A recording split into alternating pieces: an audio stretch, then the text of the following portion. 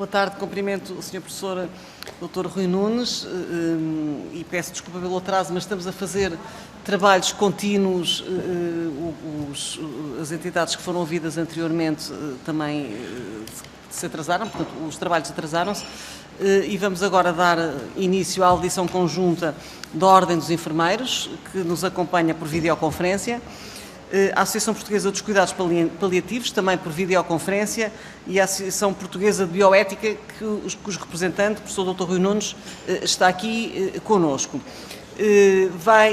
Os trabalhos decorrem com uma intervenção inicial das entidades convidadas, 10 minutos a cada uma delas, 10 minutos que, no caso de estar mais do que uma pessoa por entidade, podem ser repartidos por mais do que uma pessoa, desde que não ultrapasse esses 10 minutos, portanto peço o favor de serem rigorosos com o tempo. Depois os senhores deputados, os partidos políticos farão uma intervenção de 5 minutos cada um deles, onde colocarão questões às entidades, que depois terão mais uma ronda de 10 minutos para poder responder àquilo que lhes foi colocado. E não sei se há dúvidas, penso que não, e vamos começar pela Ordem dos Enfermeiros. Penso que temos a doutora Ana Rita Pedroso, bastonária da Ordem dos Enfermeiros, que estará por videoconferência, e dou então a palavra à senhora bastonária para uma intervenção inicial. Tem a palavra a senhora bastonária, a quem cumprimento. Olá, muito boa tarde a todos. Estou acompanhada do vice-presidente da Ordem dos Enfermeiros. Queria só saber se me estão a ouvir bem. Estamos sim. Estamos sim, senhor bastonário.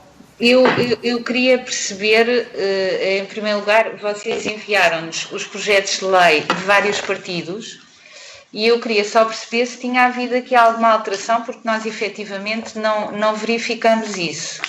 Porque sobre todos estes projetos de lei que vêm aqui mencionados no e-mail, a Ordem já se pronunciou por escrito e de uma forma completa, nomeadamente o projeto de lei 195 da Iniciativa Liberal a 17 de fevereiro deste ano, o projeto de lei 168 dos Verdes a 7 de janeiro deste ano, o projeto de lei 104 do Partido Socialista a 11 de dezembro de 2019 e o projeto de lei 67 do PAN a 28 de 11 de 2019, o projeto de lei 4 do Bloco de Esquerda a 20 de novembro de 2019 e, portanto, eu não sei se houve alguma alteração, a nossa posição não mudou e, portanto, está por escrito.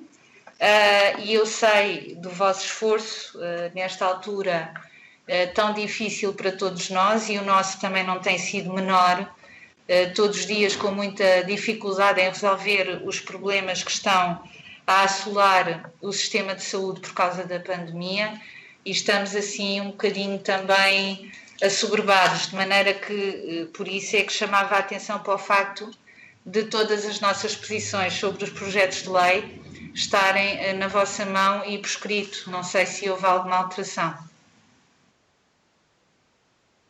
Muito obrigado, senhora bastonária. Não houve alteração. Estamos agora no âmbito do processo legislativo da especialidade. Os pareceres que foram emitidos pela Ordem dos Enfermeiros foi no âmbito da apreciação na generalidade.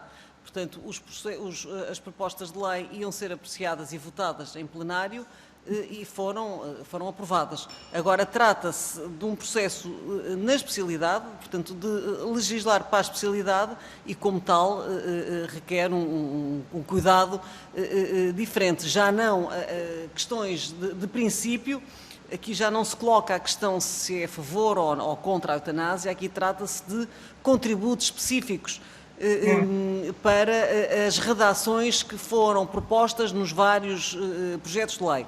Mesmo que não queiram, que a Ordem dos Enfermeiros não queira dar mais, não queira dar um contributo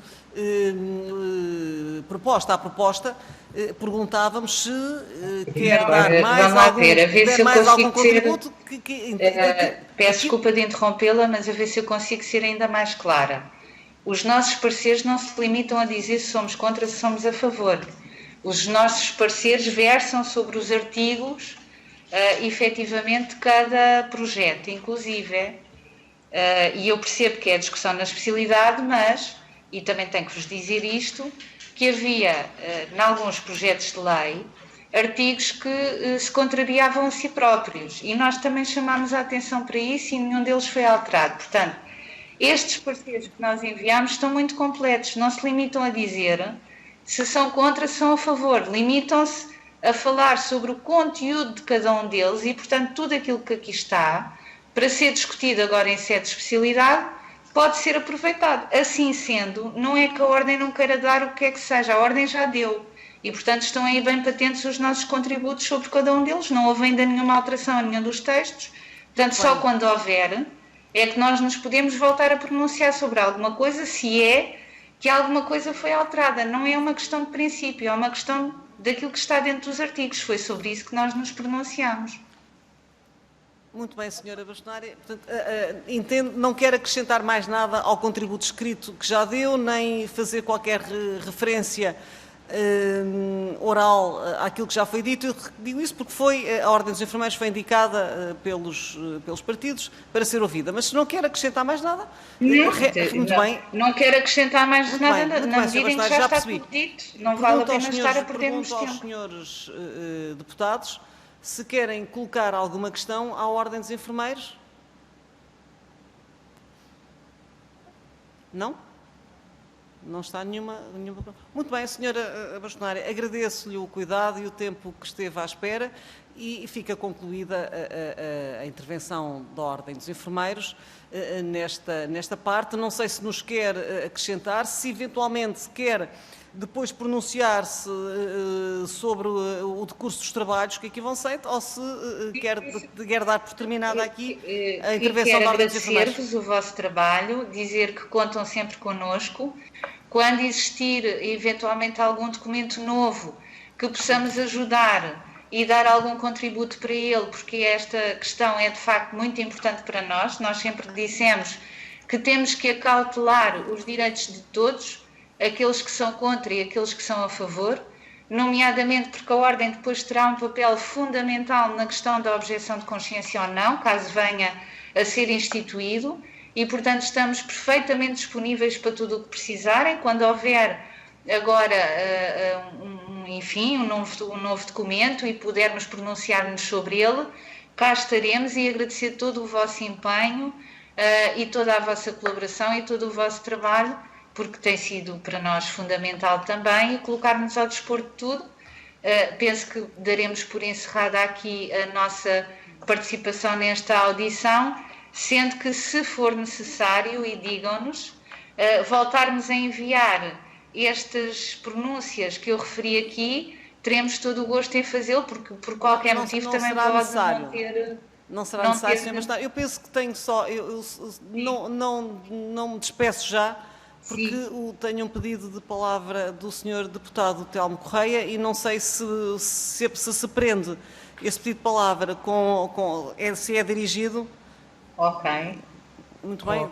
Sr. Presidente, não, eu não vou insistir, só deixar claro o seguinte da nossa parte, que é nós, não sei se outros partidos propuseram, seguramente o CDS propôs, entre outras entidades, a audição da Ordem dos Médicos e da Ordem dos Enfermeiros.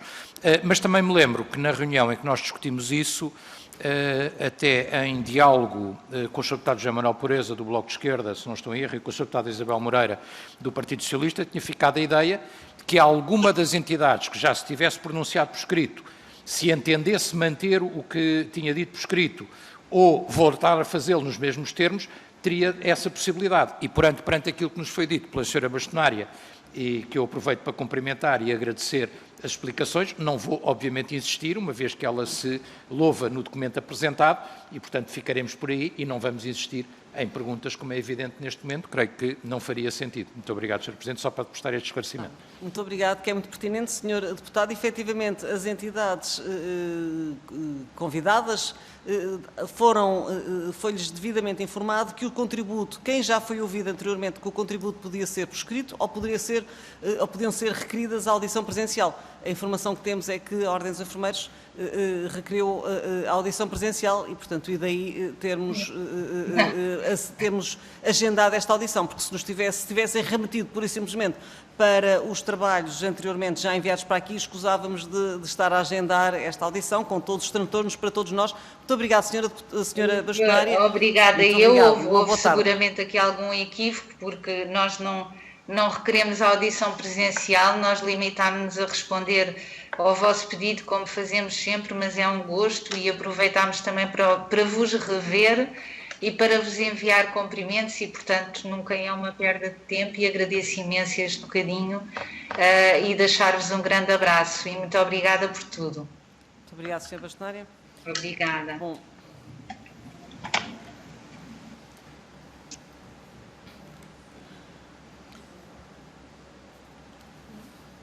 Temos agora a Sra. Doutora Teresa Sarmento, por videoconferência, da Associação Portuguesa de Cuidados Paliativos, a quem cumprimento e dou a palavra para uma intervenção inicial de 10 minutos. Tem a palavra a Sra. Doutora Teresa Sarmento. Olá, boa tarde. Penso que nos estão a ouvir. Agradeço imenso o convite em nome da Associação. A nossa posição, claro que também já é conhecida, mas é sempre bom podermos voltar a falar e levantar alguns pontos, algumas questões. Estamos aqui hoje motivados pelos projetos de lei que apareceram com uma preocupação comum, a preocupação pelo sofrimento da pessoa doente, especialmente aqueles com doenças incuráveis e em situações de maior fragilidade. A melhoria sustentável dos cuidados de saúde e a evolução da ciência nos últimos anos tem-nos levado a que o percurso da doença tenha um aumento da esperança de vida nunca antes visto, a cronificação de doenças anteriormente fatais, levando a novos desafios e à necessidade de cuidar um número cada vez mais elevado de pessoas que, pelo prolongado processo de doença, ficam em situações de fragilidade, dependência e muitas vezes sofrimento. Perante esta questão do sofrimento, levanta-nos como queremos atuar perante esse sofrimento, como é que podemos atuar perante esse sofrimento, quais são as ferramentas que temos e qual é a nossa realidade no nosso país.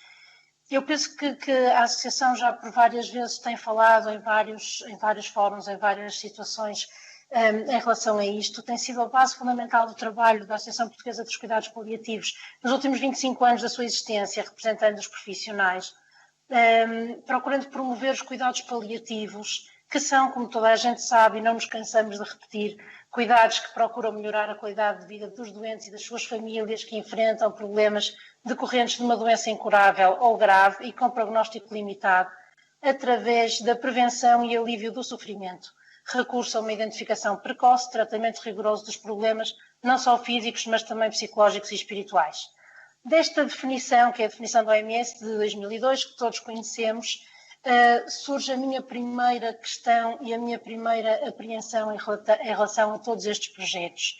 É que continuamos em Portugal com uma carência gritante nos cuidados paliativos. Sei que é uma discussão que não termina nunca, mas se existe uma área científica dos cuidados de saúde que é especializada na intervenção do sofrimento, porque não nos preocupamos em desenvolvê-la e em torná-la mais acessível. Temos uma lei que já tem 8 anos, a Lei de Base dos Cuidados Paliativos. Temos feito algum trabalho, especialmente nestes últimos 4 anos, a nível do país, com a criação de novas equipas, mas sabemos que ainda é claramente insuficiente. Apenas 20%, não chega a 20% dos doentes que têm necessidade de cuidados paliativos têm realmente acesso a essas equipas, já centrando-nos só na questão técnica e clínica dos cuidados paliativos e não na questão social e de outros apoios. Por isso, se nós não conseguimos disponibilizar ao doente em situação de fragilidade o apoio mais básico no alívio ao sofrimento e na verdadeira promoção da qualidade de vida, podemos falar de uma verdadeira liberdade de escolha quando lhe oferecemos a possibilidade de terminar precocemente a sua vida, se não lhe damos a possibilidade de viver a sua vida com dignidade por não termos condições. Esta era a minha primeira questão e a nossa primeira questão em relação a estes projetos de lei. Porque matar ou ajudar a morrer a pessoa que sofre, se em vez de eliminarmos o sofrimento, estamos a eliminar a pessoa.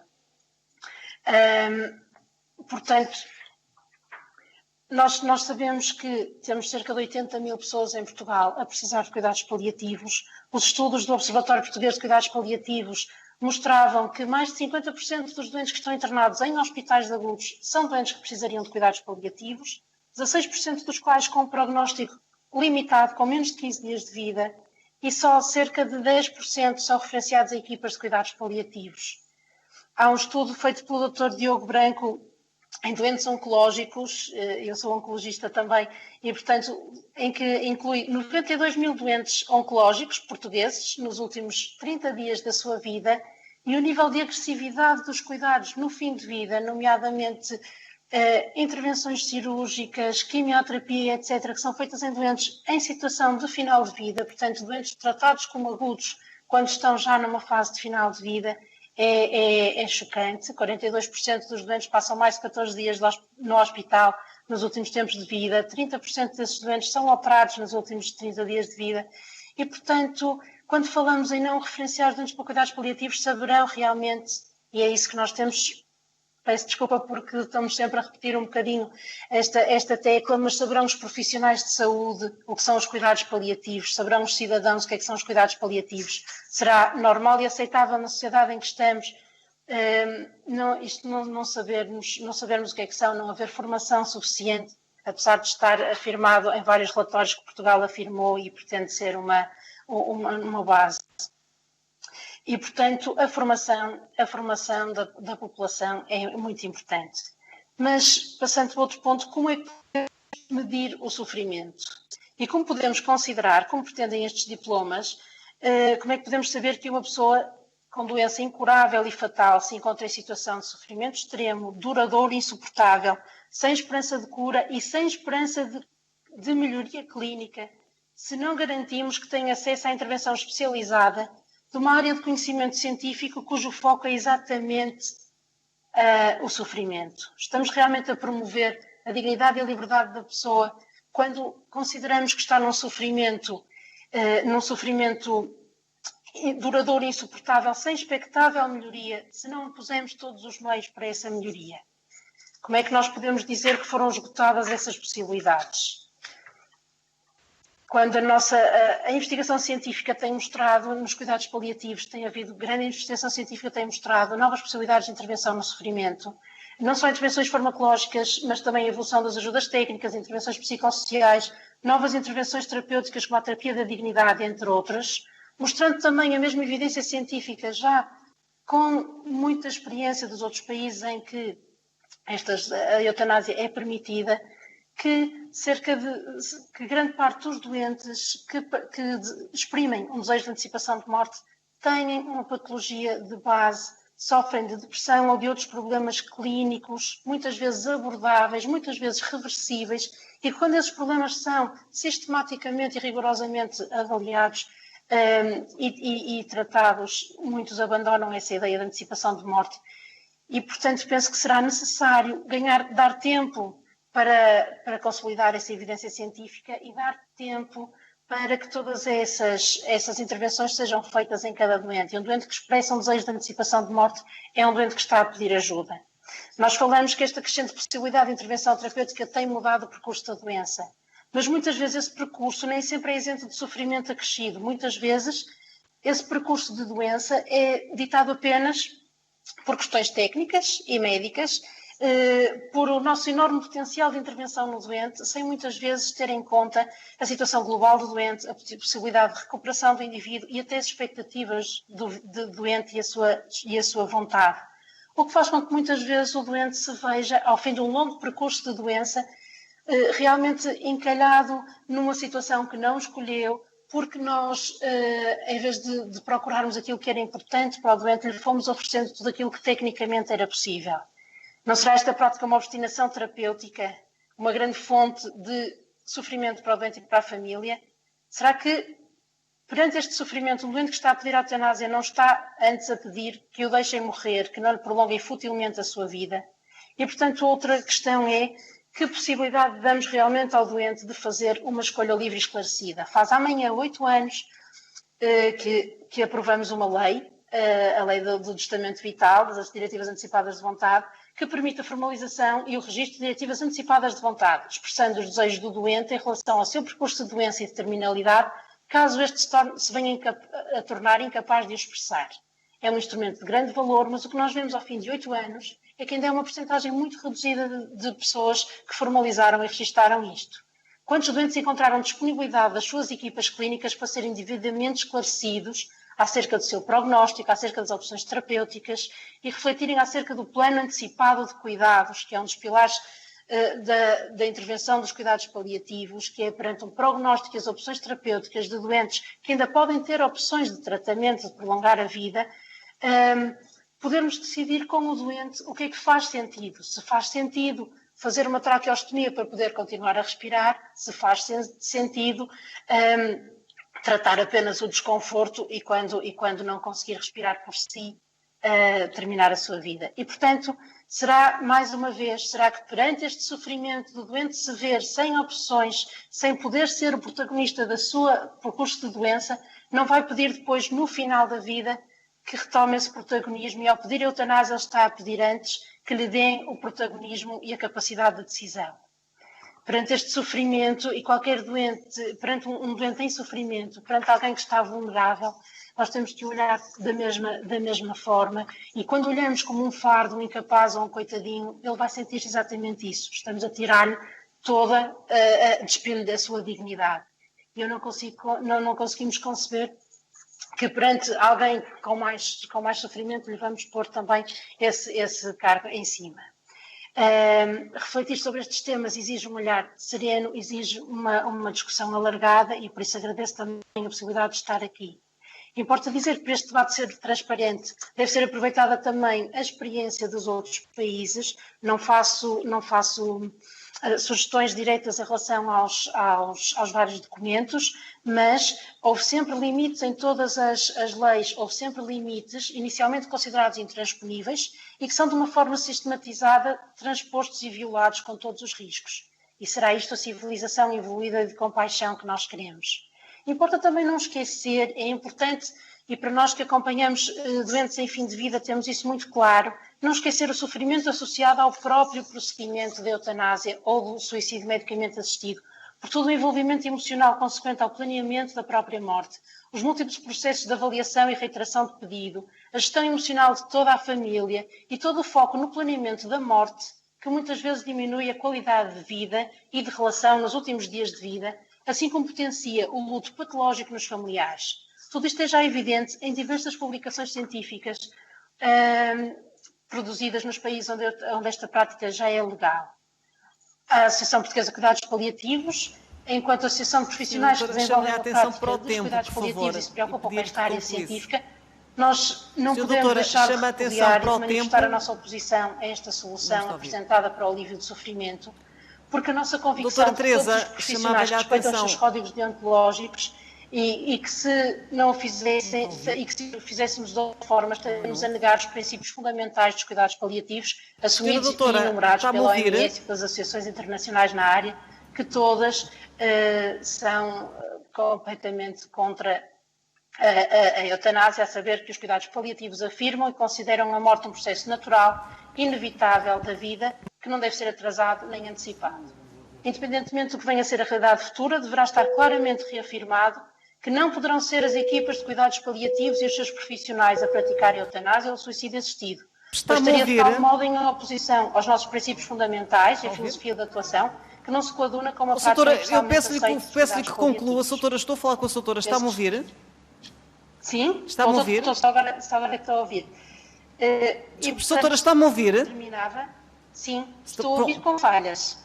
Pronto, Soutora, já ultrapassou largamente o tempo e peço-lhe que conclua, está bem, Sra. Doutora? Estava já há muito tempo a chamar a atenção. Eu queria concluir que deixamos esta alerta que não consideramos que esta lei traga uma verdadeira opção de liberdade enquanto não houver uma garantia na acessibilidade universal aos cuidados paliativos. Doutora, vou-lhe mesmo pedir para concluir porque já ultrapassou muito o tempo, Doutora. Sim.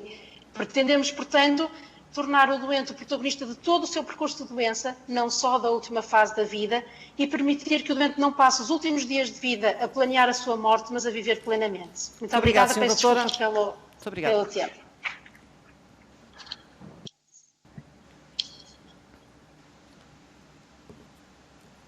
A senhora não estava a ouvir quando eu estava...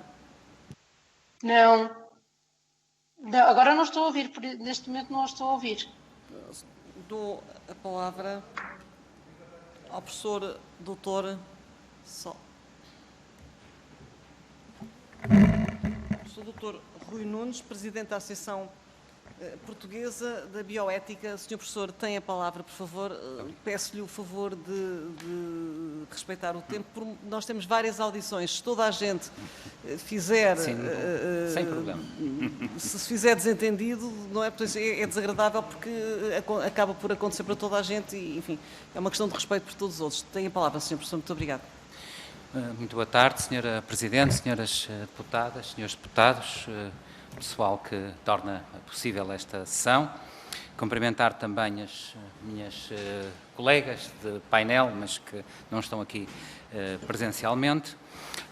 Dizer, em primeiro lugar, que estou aqui a representar a Associação Portuguesa de Bioética, que tem na sua direção a professora Helena Pereira de Melo, a professora de Direito da Universidade Nova de Lisboa e a professora Guilhermina Rego da Universidade do Porto.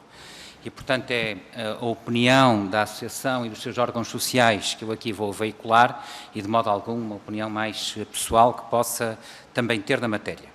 Em segundo lugar, dizer que a Associação Portuguesa de Bioética tem, desde há largos anos, um enorme empenho em promover os direitos humanos e os direitos dos doentes, salientando, apenas a título exemplificativo, a proposta que a Associação fez em 2006 de legalização do testamento vital, que foi, aliás, já aludida pela minha antecessora. Posteriormente, em 2007, fez a proposta de um intenso debate nacional sobre a prática da eutanásia e, na altura, até sugeriu a realização de um referendo nacional, referendo que se calhar neste momento não se justificará tanto, mas enfim, era uma ferramenta para promover o debate que se concretizou mais de uma década depois e mais recentemente, entre outras iniciativas, teve a oportunidade de veicular junto do Sr. Vice-Presidente da Assembleia da República uma proposta de alteração da lei do testamento vital no sentido de tornar obrigatória a informação de todos os doentes na admissão dos hospitais portugueses, seja públicos, privados ou do terceiro setor, a possibilidade de efetuar uma diretiva antecipada de vontade. Portanto, há uma longa trajetória de defesa dos valores centrais que aqui nos trazem, do respeito da dignidade da pessoa, da liberdade de autodeterminação da pessoa, da possibilidade de fazer escolhas por e para si própria em matéria de cuidados de saúde e, portanto, é com enormíssimo gosto que estamos aqui para, como disse a Sra. Presidente, não discutir em geral a ética ou a legalidade da eutanásia ou da morte antecipada, mas de fazer modestos contributos de melhoramento de uma lei que venha a ser criada futuramente. E, nesse sentido, começaríamos por questões de natureza médica, no sentido de que parece de toda a evidência que a certidão de óbito deve transparecer claramente a causa próxima da morte e não a doença subjacente, porque seria completamente incompreensível que um doente, por exemplo, tetraplégico, portanto, que está paralisado, que tenha ainda décadas eventuais de vida à sua frente, que solicita a prática da eutanásia e que fosse a tetraplegia a causa da morte.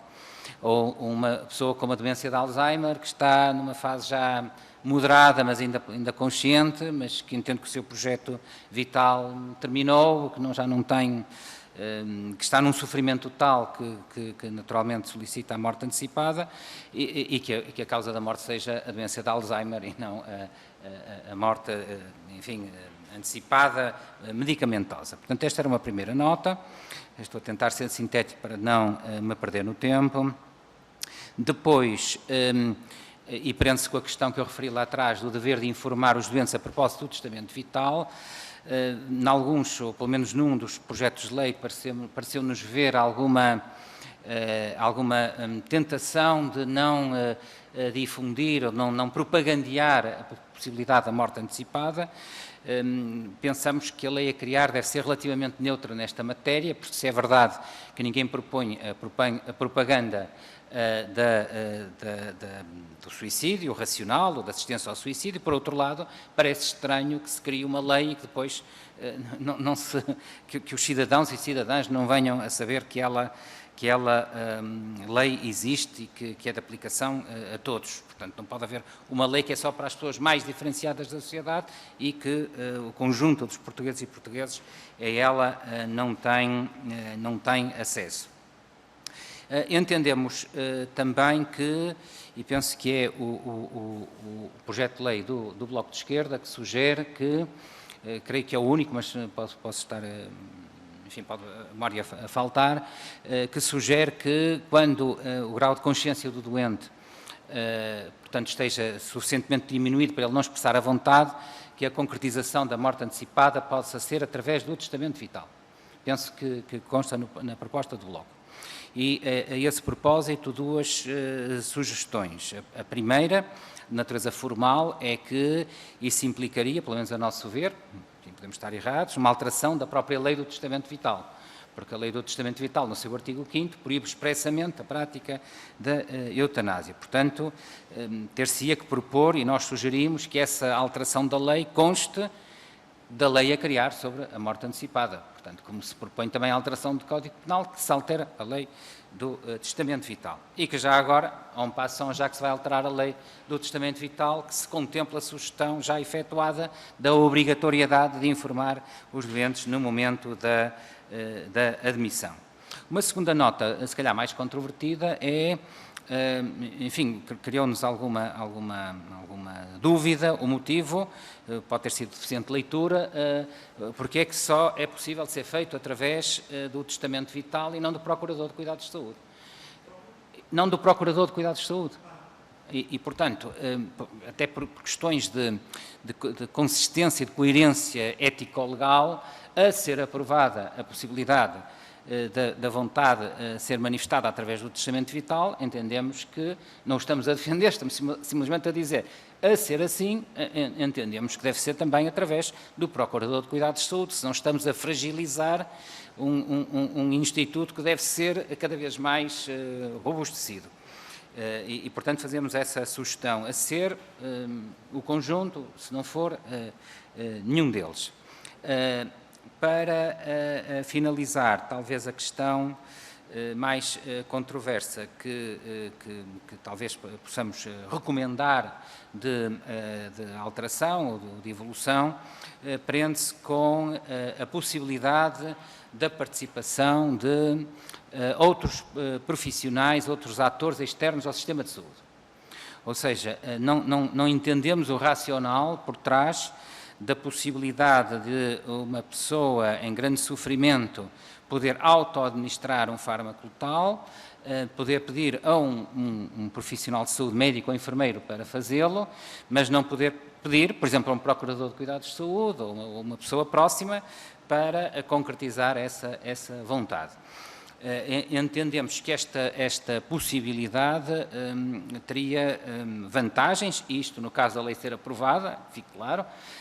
Não tomamos posição sobre a legislação, a existência ou não da legislação, mas a ser aprovada, entendemos que esta possibilidade de envolvimento de atores externos, digamos assim, como acontece, enfim, em alguns países, na Suíça, penso eu, e noutros, teria algumas vantagens. Em primeiro lugar, porque, e apesar de nós sabermos que há estudos que parecem indiciar algum apoio por parte, pelo menos de alguns médicos, estou a ter cuidado com as palavras, mas a ser assim, apesar de tudo, haverá oposição também de outros, por questões de consciência, e, no fundo, isto seria uma maneira, por um lado, de não colocar determinados profissionais de saúde em questões de colisão com a sua própria integridade pessoal e profissional e, ao mesmo tempo, não prejudicar aqueles que, se a lei for criada, terão a legítima expectativa de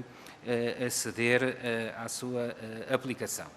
Portanto, fazemos, no fundo, esta sugestão na certeza de que entendemos também que existe, de acordo com as várias propostas, um mecanismo suficientemente robusto e intenso de supervisão e acompanhamento, nomeadamente através de um médico responsável ou orientador, enfim, depende das expressões, de um médico especialista. Nós, en passant, sugerimos que não se utilize a expressão médico especialista, porque especialistas são praticamente todos, mas um médico especializado, penso que é isso que se pretende, um médico especializado na patologia em causa, porque o terceiro médico é o psiquiatra e é também especialista. Portanto, sugeríamos que, isto é um breve pormenor, mas que tem muito significado do ponto de vista da ética profissional e, por conseguinte, dado que há este mecanismo robusto de supervisão, ao qual acresce uma comissão de avaliação e, ainda por cima, a supervisão pela Inspeção-Geral das Atividades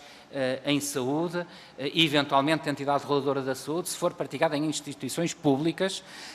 Sugerimos esta evolução, se não neste ciclo, numa revisão ulterior da lei. Muito obrigado. Muito obrigado, Sr. Professor. E dou agora a palavra à Sra. Deputada Isabel Moreira, do Grupo Parlamentar do PS. Tem a palavra, Sra. Deputada. Muito obrigada, Sra. Deputada. Eu queria, em nome do Grupo Parlamentar do Partido Socialista, agradecer a vossa presença e o vosso contributo para este trabalho na especialidade relativo aos vários projetos de lei que têm como objeto a despenalização em certas circunstâncias da morte medicamente assistida, pedindo desde já desculpa porque tenho um compromisso e, portanto, terei de sair a seguir a estes agradecimentos, mas naturalmente as intervenções ficam gravadas. Não tenho propriamente uma questão a colocar, a não ser talvez uma precisão, mas queria dizer que, de facto, já conhecia a posição da Associação Portuguesa dos Cuidados Paliativos, portanto não tenho propriamente nenhuma questão a colocar. Agradecer os contributos dados pelo professor Dr.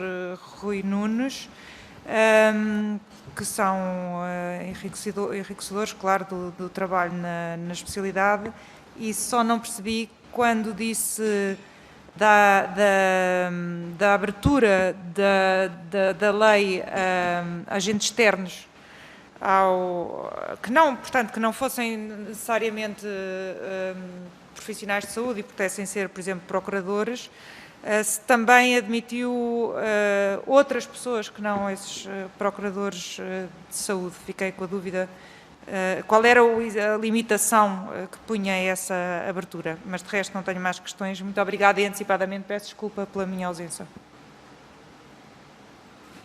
Muito obrigada, Sra. Deputada. E dou agora a palavra à Sra. Deputada Catarina Rocha Ferreira, do Grupo Parlamentar do Partido Social Democrata. Muito obrigada, Sra. Coordenadora. Em nome do Grupo Parlamentar do PSD, cumprimento a Sra. Doutora Teresa Sarmento, da Associação Portuguesa de Cuidados Paliativos, e a Associação Portuguesa da Bioética, na pessoa do professor Dr. Rui Nunes, que conheço do Porto, que já o acompanhei noutras intervenções cívicas relevantes e fico muito contente por reencontrá-lo neste grupo de trabalho. E começo precisamente por agradecer as opiniões e as reflexões que aqui nos trouxeram. Nós temos em mãos um tema muito complexo, muito sensível e sobre o qual há uma grande diversidade de opiniões. No PSD, a despenalização da morte medicamente assistida foi considerada como uma questão de consciência, pelo que foi dada a liberdade de voto aos deputados, não existindo uma imposição partidária, portanto, cada deputado decide com total liberdade e de acordo com a sua consciência. Nesse sentido, não vamos também entrar em questões em concreto, mas iremos ter em conta tudo o que foi dito, que muito valorizamos, e entendemos que é fundamental ouvirmos todas as entidades e todos os contributos a este respeito, porque só desta forma é que conseguiremos ir ao encontro do maior número de preocupações. E mais uma vez agradeço o tempo dedicado para colaborarem connosco. Muito obrigada, Sra. Deputada. E dou agora a palavra ao Sr. Deputado José Manuel Pureza, do Bloco de Esquerda. Tem a palavra, Sr. Deputado. Muito obrigado, Sra. Deputada Mónica Quintela. Quero cumprimentar em meu nome e em nome do grupo parlamentar que represento a Associação Portuguesa, a Sra. Doutora Teresa Sarmento e a Associação Portuguesa de Cuidados Paliativos e também o Sr. Professor Rui Nunes da Associação Portuguesa de Bioética. Apenas duas notas breves, porque creio que as intervenções foram sugestivas e têm aqui alguns aspectos que merecem a nossa especial atenção. No que diz respeito às observações da Associação Portuguesa de Bioética, enfim, veremos o que é que resulta do exercício que vamos ter que fazer a seguir às audições, que é o esforço que vai ser aqui desenvolvido neste grupo de trabalho para se chegar a um texto que resulte dos 5 projetos de lei que foram aprovados na generalidade. E, portanto, veremos no concreto se a hipótese que o Bloco de Esquerda colocou no seu projeto de lei relativo às situações limite em que alguém que tenha iniciado o procedimento de antecipação da morte e numa fase já muito avançada desse procedimento perde a consciência, se é ou não é possível, nós defendemos que sim, se é ou não é possível que numa situação absolutamente excepcional como seja essa, as indicações eventualmente dadas no testamento vital possam ser relevantes para efeitos de finalização do procedimento. E, portanto, aguardaremos, enfim, batermos por isso, é o nosso projeto, mas veremos se realmente é possível ou não chegar a consenso nessa matéria. E, se assim for, creio que o Sr. Dr. Rui Nunes tem toda a razão quando diz, bom, então se contempla essa hipótese, por maioria de razão, se haveria de contemplar a hipótese de relevância das indicações dadas pelo Procurador de Cuidados de Saúde. Sendo certo que, apesar de tudo isso, nos mereceria sempre uma reflexão muito cuidada, porque no testamento vital não há intermediação, não é? Portanto, ou seja, são as disposições da vontade do próprio, não é? Enquanto que o Procurador de Cuidados de Saúde, ainda que estando vinculado às indicações do cuidado, digamos assim, enfim, numa situação de inconsciência, poderá eventualmente introduzir fatores de natureza pessoal. Portanto, isso teria que ser sempre ponderado com muito cuidado. Mas, enfim, a sugestão é uma sugestão que nos põe a pensar e que certamente levaremos em consideração na altura da argumentação, na busca do consenso. Agora, outra ordem de ideias é aquela que se prende com a intervenção da Sra. Doutora Teresa Sarmento. Bom, escuso dizer, naturalmente, que a polémica em torno de cuidados paliativos, despenalização da morte medicamente assistida, alternativa ou cumulação de combates, escuso dizer o que é que o Bloco de Esquerda pensa a esse respeito, ou seja, nós entendemos que não se trata de uma situação de alternativa. Mas isso está dito, a Sra. Doutora Teresa Sarmento conhece certamente as nossas posições nessa matéria, sabe as propostas que fizemos no sentido do reforço da valência de cuidados paliativos em termos de cobertura nacional pelo Serviço Nacional de Saúde, enfim, portanto isso está resolvido. Está resolvido no sentido da clarificação das nossas posições. Agora, eu queria só partilhar uma reflexão pessoal, não me levam a mal, que me ocorreu quando ouvi a doutora Teresa Sarmento, não tem diretamente a ver com aquilo que disse, mas vai-me permitir que faça esta reflexão no fim de uma tarde de audições. É que nestas audições, que são sempre muito interessantes do ponto de vista da contraposição de pontos de vista, nós ouvimos com muita frequência testemunhos, ainda há pouco ouvíamos aqui nesta mesma sala, testemunhos de pessoas, sobretudo de profissionais de saúde, sobretudo médicos, que nos vêm dizer que, diante de casos que ocorreram consigo próprias, de pessoas que pediram a antecipação da morte, que essas pessoas tiveram uma disponibilidade pessoal, profissional, mas sobretudo pessoal, para acompanhar essas pessoas que pediam isso e que a conversa serena, esclarecida, informada, mas sobretudo de grande cumplicidade humana, tinha, isto é aquilo que são os testemunhos que vão aqui sendo trazidos, que isso tinha permitido superar essa situação dilemática da pessoa em causa. Nós respeitamos isso, enfim, como é óbvio, respeitamos isso por inteiro, não há sombra sobre essa questão. A pergunta que me ocorre quando ouço estes testemunhos e que respeito, volto a dizer, era escusado dizer, mas digo, a pergunta que eu digo é: a aprovação de uma lei que despenaliza a morte medicamente assistida altera isso? A meu ver, não. Ou seja, um médico que tem disponibilidade, que sente vocação para acompanhar o sofrimento indizível de alguém, tendo com essa pessoa um diálogo paciente, carinhoso, respeitador, isso fica hipotecado, em alguma medida, pela existência de uma lei que despenaliza a morte medicamente assistida? A meu ver, não. E, portanto, em bom rigor, eu devo dizer que não percebo bem qual é o alcance, a não ser, evidentemente, o testemunho pessoal, que é sempre respeitável, como é evidente, totalmente respeitável, mas, com toda a franqueza, eu não creio que isso suscite problemas do ponto de vista da aprovação de uma lei que despenaliza a morte medicamente assistida. O que passamos a ter é, digamos, uma possibilidade que neste momento não existe, mas que no diálogo paciente... Quer dizer, o diálogo paciente não é um diálogo de conversão. Não tem que ser, e do meu ponto de vista não deve ser. Não deve ser um diálogo de apadrinhamento, de paternalização. Deve ser um diálogo, enfim, cada um naquela circunstância verá, sei lá eu, como é que é, mas quer dizer, em tese deve ser um diálogo aberto, que dê à pessoa, enfim, as possibilidades todas. E, portanto, eu não creio que isso possa suscitar grandes reservas e, portanto, respeitando e manifestando a minha admiração sincera pelos médicos e profissionais de saúde que trabalham aturadamente em unidades de cuidados paliativos, enfrentando situações limite, eu quero dizer que não encontro oposição entre a estima que é devida a esse trabalho e o combate que eu faço e que o partido que aqui represento faz pela despenalização da morte assistida. Desculpem a partilha deste ponto de vista, desta reflexão pessoal, mas ela, enfim, parece-me ter algum interesse. Obrigado.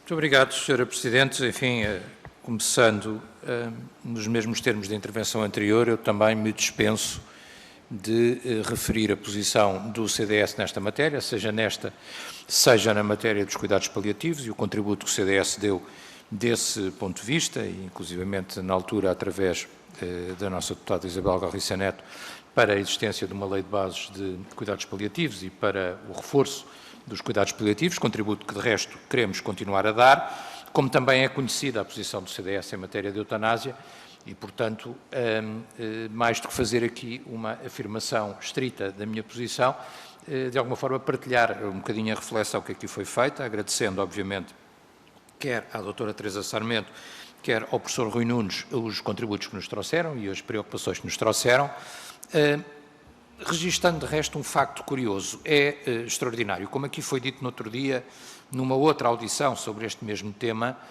que a maior parte das vozes que nós aqui ouvimos levam-nos, pelo menos das que eu ouvi até agora, eu também não consegui estar em todos os momentos, em todas as audições, mas do que consegui estar, levam-nos a uma reflexão sobre a necessidade desta lei e a sua justeza. Quer dizer, não nos levam, nós não ouvimos aqui, até agora, eu pelo menos não ouvi, um clamor a favor desta lei ou da sua necessidade ou da sua relevância, clamor que de resto também não existe na sociedade portuguesa. E, portanto, parece haver aqui uma contradição clara entre as preocupações que nos trazem e aquilo que é o sentimento até da comunidade portuguesa em geral e um certo vanguardismo dos partidos proponentes desta mesma lei e defensores da eutanásia, que obviamente o CDS não partilha e não é o caso. Esta questão começa por ser uma questão ética e, portanto, o contributo e a reflexão ética é muito importante e, precisamente, ainda há pouco, numa audição anterior, estava a ser muito interessante a reflexão que estávamos a fazer a propósito da vontade e da formação da vontade. E grande parte da questão ética radica precisamente na formação da vontade. Eu já o tenho dito várias vezes e repito agora aqui, porque, enfim, estamos a ouvir outras pessoas e uma audição igualmente relevante, que a ideia de sofrimento intolerável e de vontade livre e esclarecida, simultaneamente, é um conceito que, para mim, é muito complexo de assumir, além de que essa vontade, não repetindo argumentos nem prolongando, é também uma ideia que não é imutável, ou seja, a vontade é determinada num determinado momento, pode até ser prolongada e repetida, mas não é imutável. E aqui há uma reflexão que estávamos a fazer há pouco e que é da maior importância e que é a possibilidade da existência de um erro nessa mesma vontade. É evidente que não estamos a falar da mesma coisa e não me levem a mal se estabeleço o paralelo, pode até ser abusivo, mas uma das razões que alguns de nós, independentemente do conceito ético, filosófico, doutrinário que temos da vida, independentemente disso, a razão por que alguns de nós nunca poderíamos aceitar a pena de morte é exatamente a possibilidade da existência do erro judiciário, nesse caso. É intolerável e é impensável que a existência de um erro judiciário e de se matar um inocente. Não sei, quer dizer, o paralelo não é rigoroso, não estamos a falar da mesma coisa, mas aqui também, e uma vez que no limite o que nós estamos a falar é da administração de uma injeção letal, aquilo que nós podemos estar a falar é de um erro da vontade ou de uma vontade condicionada pelas próprias circunstâncias num determinado momento. E isso é uma reflexão que é muito importante. Em segundo lugar, e agradecendo o testemunho que nos deixou a doutora Teresa Sarmento, dizer uma questão, quer dizer, é que o facto de todos os partidos dizerem que estão de acordo com os cuidados paliativos, com o reforço dos cuidados paliativos, do investimento nos cuidados paliativos, não deve ficar por aí, quer dizer, porque é evidente que os cuidados paliativos são algo positivo, quer dizer, e tontos seriam os partidos se não disséssemos todos que queremos algo que é bom para as pessoas e que é positivo para o país. A questão é de saber se os cuidados paliativos são ou não são alternativa a soluções como a da eutanásia, a alternativa no sentido em que, proporcionando cuidados paliativos e uma morte aí sim, efetivamente medicamente assistida e evitando o sofrimento dentro do que é possível até ao fim de vida de uma pessoa, se essa não deve ser alternativa, e sobretudo uma segunda questão, que é se nós podemos colocar esta questão de opção enquanto não tivermos a verdadeira opção, que é de oferecermos cuidados paliativos à generalidade da população, porque eles chegam ainda a um número muito limitado de portugueses. Ou seja, saber se, para essa livre opção, não é fundamental que a pessoa tenha a escolha entre querer viver os seus últimos dias, mesmo numa situação terminal, e a eutanásia não se aplica só a situações terminais, como sabemos, mas mesmo numa situação terminal, cuidada, apoiada, ajudada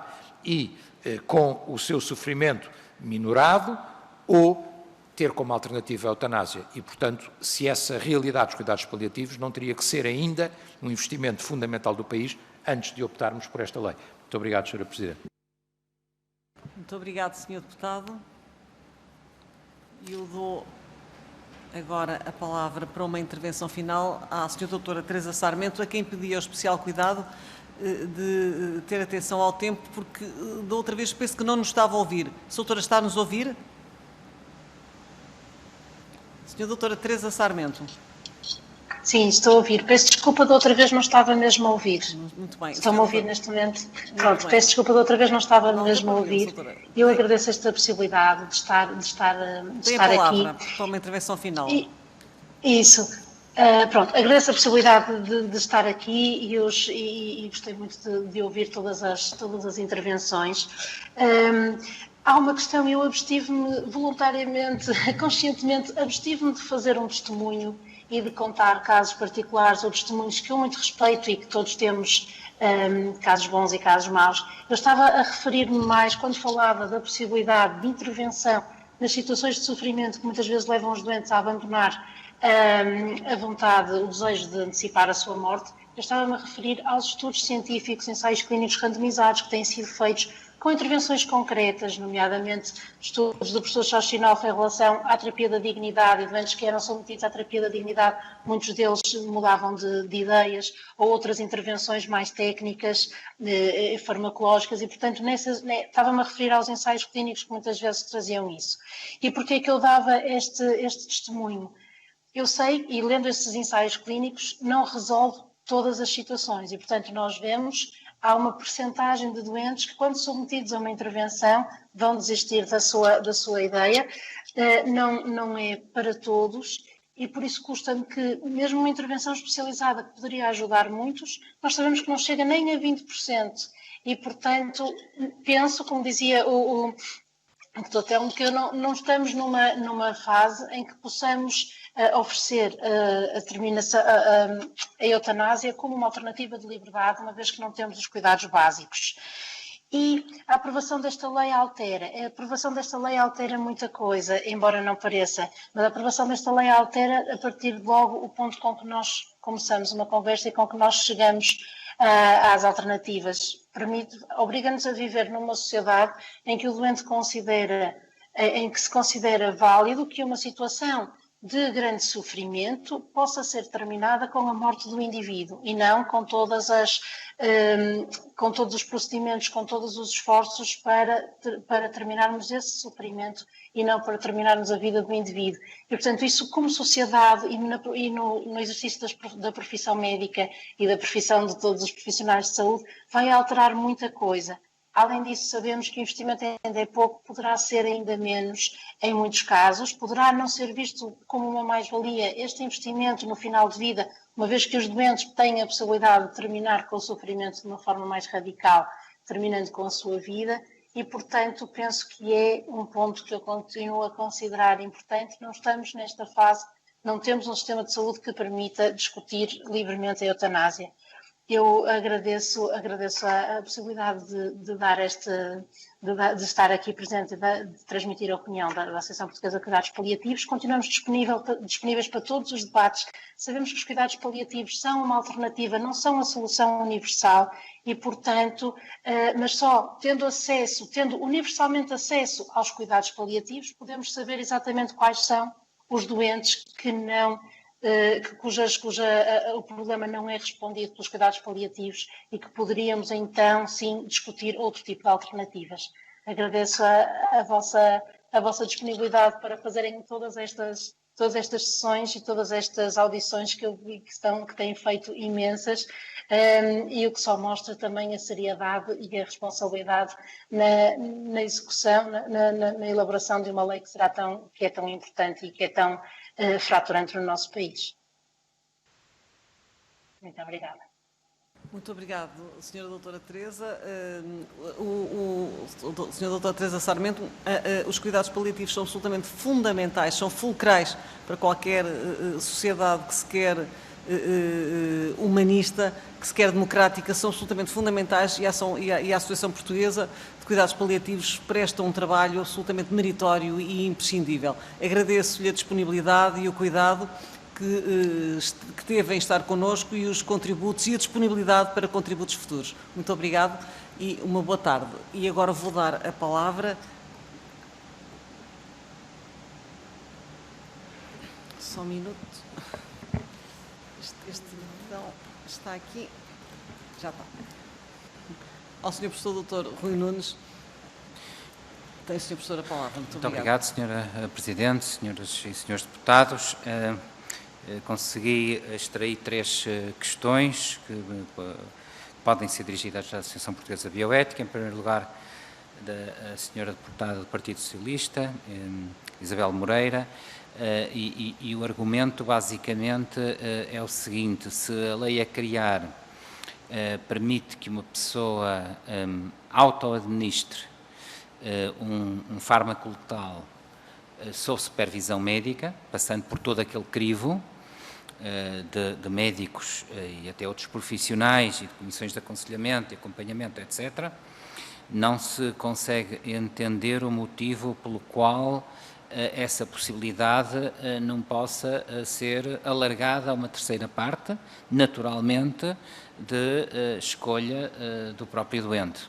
Isto porque, enfim, como transparece todos os projetos de lei, em nenhum deles há a mera sugestão de uma formação específica de quem quer que seja nesta temática. Portanto, é um procedimento que se presume que seja, do ponto de vista técnico, relativamente simples e que, portanto, possa ser concretizado por alguém que, sobretudo, tenha legitimidade ou que esteja mandatado para fazê-lo. Portanto, Nós diríamos que a abertura depende da vontade manifestada do doente a esse propósito, sem nenhum constrangimento que possa surgir nesta matéria.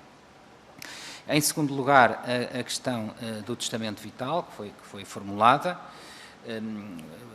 presumo que não deve ter o acolhimento de grande parte das senhoras e senhores deputados. De qualquer modo, entendemos que a proposta de lei e a subsequente aprovação do testamento vital foi um empreendimento tão relevante, um marco civilizacional tão relevante na afirmação, por um lado, da dignidade da pessoa, da capacidade de exercer a sua liberdade ética, que seria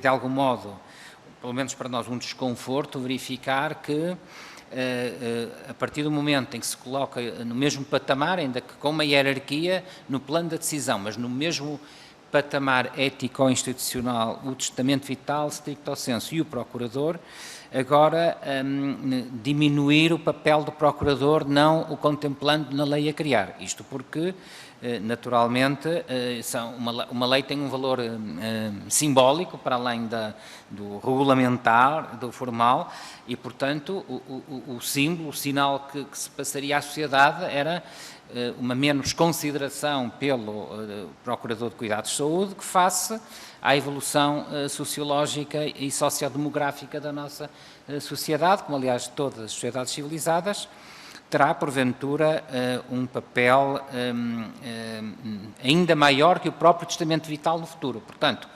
reforçar o papel do Procurador como um ato de liberdade na escolha, de responsabilidade no exercício e, naturalmente, também de responsabilidade no sentido de interpretar a vontade do doente ao abrigo da doutrina do julgamento substitutivo, acho que faz todo sentido também, ou achamos que faz todo sentido nesta temática, a ser aprovada a figura do testamento vital. Finalmente, ao Sr. Deputado Telmo Correia, percebo esta discussão mais de natureza psicológica da formação da vontade, mas a questão, do ponto de vista, pelo menos estritamente ético, prende-se com a agência moral. E, portanto, o que está aqui em causa é sim ou não, se a lei vier a possibilitar, fique claro novamente, se sim ou não se trata de um agente moral com capacidade de decisão. Porque nós não temos de estar todos de acordo com as decisões tomadas, nem com este processo de formação da vontade. Agora, o que nós temos é que decidir, enquanto sociedade moderna e plural e abrangente, é se as determinadas pessoas têm ou não competência para decidir, ou seja, são agentes morais. E, portanto, isto é quase que uma regra de tudo ou nada. E daí que sugerimos vivamente, não me recordo se eu disse com a necessária ênfase há pouco, a avaliação psiquiátrica. Porquê?